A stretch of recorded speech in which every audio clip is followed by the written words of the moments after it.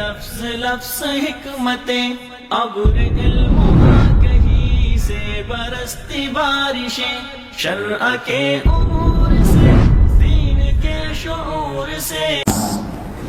قل اعوذ برب الفلق اور قل اعوذ برب الناس، یہ دو وہ عظیم صورتیں ہیں جن کے بارے میں اللہ کے پیارے نبی علیہ السلام نے ارشاد فرمایا انزلت علی اللیلہ سورتان، اے عقبہ آج رات اللہ نے میرے اوپر دو صورتیں ایسی اتاری ہیں لم یر مثلہما قط، ان کی دنیا میں کبھی کوئی مثال اللہ نے پیدا کی ہی نہیں. بے مثال صورتیں،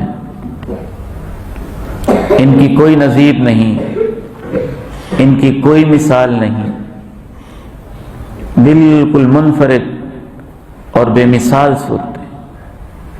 ایک اور حدیث میں آپ علیہ السلام نے ارشاد فرمایا ما تعوذ متعوذ بمثلہما قط، جس طرح ان صورتوں سے پناہ اور حفاظت ملتی ہے اس طرح کی پناہ اور حفاظت کے لیے ان کی کوئی مثال نہیں ہے.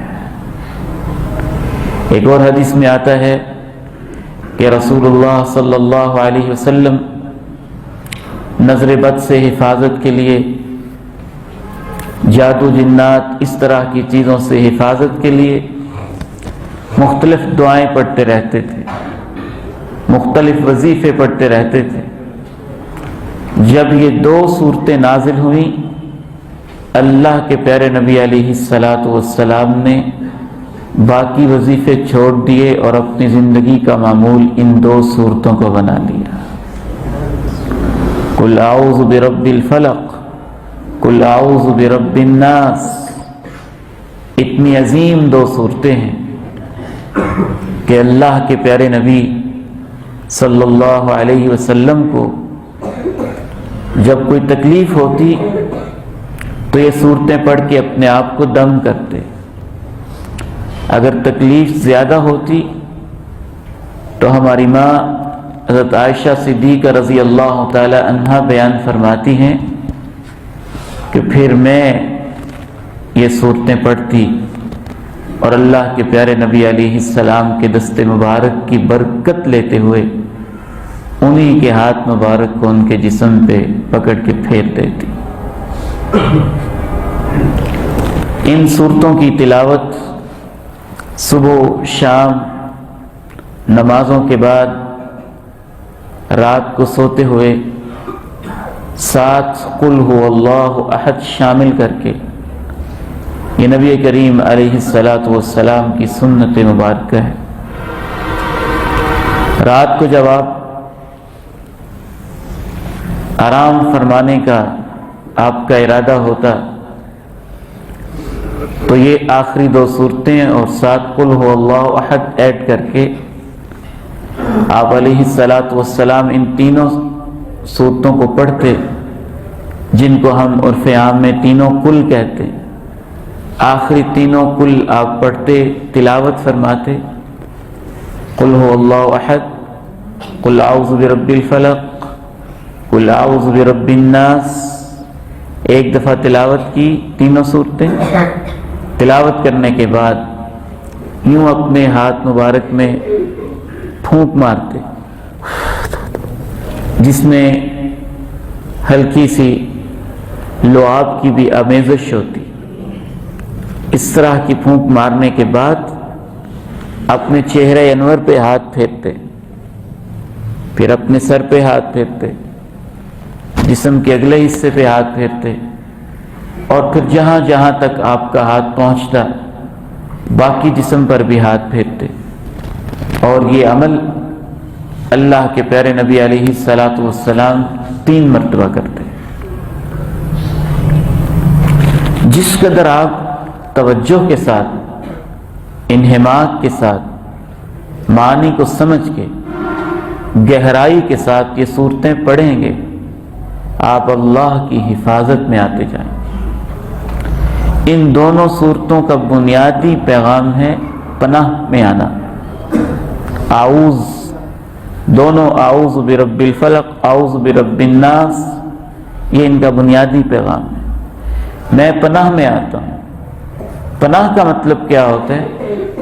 پناہ کا مطلب یہ ہوتا ہے جب آپ کسی چیز سے خوف کھا رہے ہوں، اس کے شر، اس کی اذیت، اس کی تکلیف، اس کی ایذا رسانی سے، اور آپ یہ بھی محسوس کرتے ہوں کہ میں خود نہیں بچ سکتا، کوئی طاقتور ہستی ہو جو مجھے اپنی حفاظت میں لے لے، تو اسے پناہ کہتے ہیں۔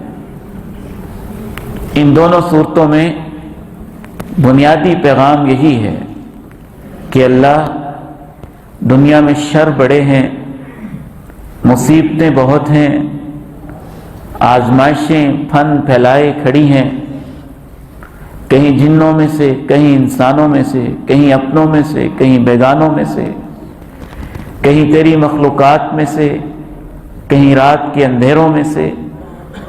اے اللہ، میں تنے تنہا نہیں بچ سکتا، میں تیری پناہ میں آتا ہوں، میں تیری حفاظت میں آتا ہوں۔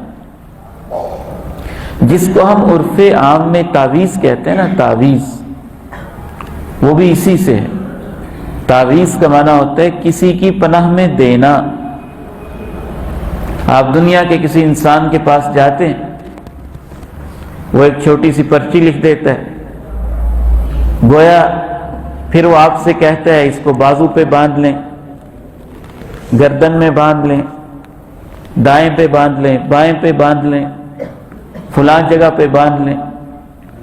جب آپ اس کے لیے لفظ تعویذ استعمال کرتے ہیں تو گویا آپ یہ کہہ رہے ہوتے ہیں کہ اس بابا جی نے، اس بزرگ نے جو مجھے لکھ کے دیا ہے، اب میں اس کی پناہ میں، اس کی حفاظت میں آ گیا۔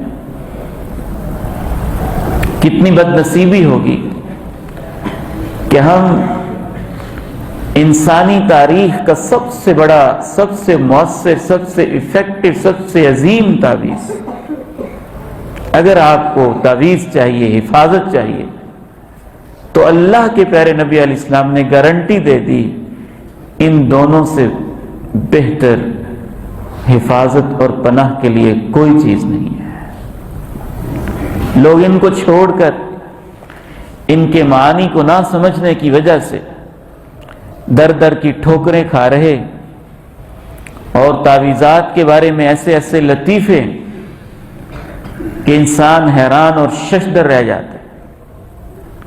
جن لوگوں کے پاس جتنا زیادہ رش ہوتا ہے نا تعویذات کا، بالعموم اکثر ان کے تعویذ اوٹ پٹانگ، لا یعنی الفاظ، ادھر ادھر کی باتیں، اور کچھ لوگ تو وہ ہیں جن کے تعویذ ان کے بچوں کے جو رف ورق والے رجسٹر ہوتے ہیں نا، انہی باندھ ان کے تعویذ بنا دیتے ہیں۔ آپ کا عقیدہ اتنا کمزور ہے کہ بس اس نے دے دیا، اب سب کچھ ہو جائے گا۔ یہی عقیدہ اگر آپ اللہ کے بارے میں بنائیں، اللہ کی ذات کے بارے میں بنائیں، قرآن مجید کے بارے میں بنائیں، ان آخری صورتوں کے بارے میں بنائیں، تو پھر دیکھنا کہ اللہ تعالیٰ آپ کی کیسے حفاظت فرمائے۔